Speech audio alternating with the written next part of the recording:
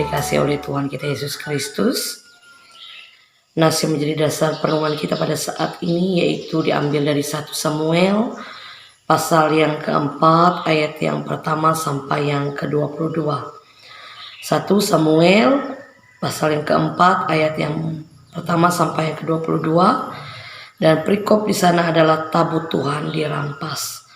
Dan saya memberikan tema untuk khotbah pada saat ini adalah kehadiran Allah.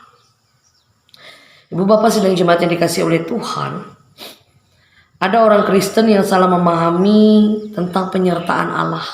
Ya, misalkan ketika ia melewati kuburan, ya, atau melewati tempat yang angker, dia akan membawa Alkitab atau ia membawa salib, kalung salib biasanya, untuk membuat ia menjadi tidak takut, membuat ia tidak cemas, membuat ia merasa aman ketika ia melewati bagian itu.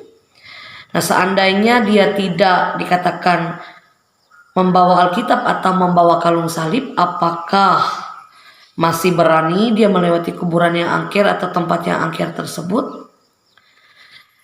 Nah, hal serupa pernah dialami dikatakan oleh bangsa Israel ketika mereka berperang melawan bangsa Filistin pada saat itu. Nah, dalam pasal ini kita melihat kedua kekeliruan yang terjadi atau yang dialami oleh bangsa Israel pada saat itu tentang bagaimana mereka memahami tentang tuntunan Allah.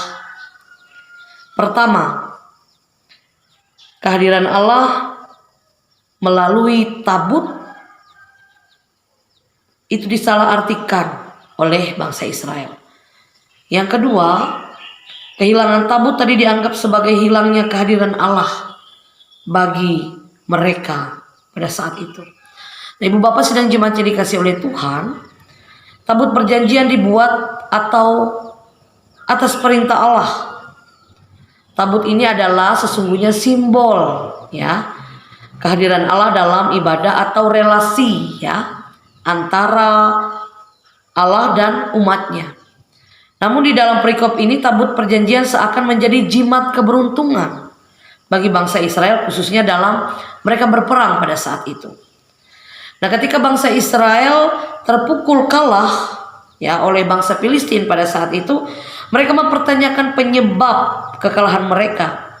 Ya, mereka berpikir bahwa dengan membawa tabut perjanjian ke medan tempur, ya, maka akan membawa kemenangan bagi mereka. Ya, kenyataannya mereka justru mengalami kekalahan yang sangat besar pada saat itu. Dan lebih parahnya lagi, ibu bapak sidang jemaat, justru menyebabkan tabut Allah yang menjadi lambang kehadiran Allah di tengah-tengah umatnya dirampas juga oleh bangsa Filistin pada saat itu. Nah, mereka tidak hanya kalah perang, tetapi mereka juga kehilangan simbol dari kehadiran Allah dari tengah-tengah mereka pada saat itu.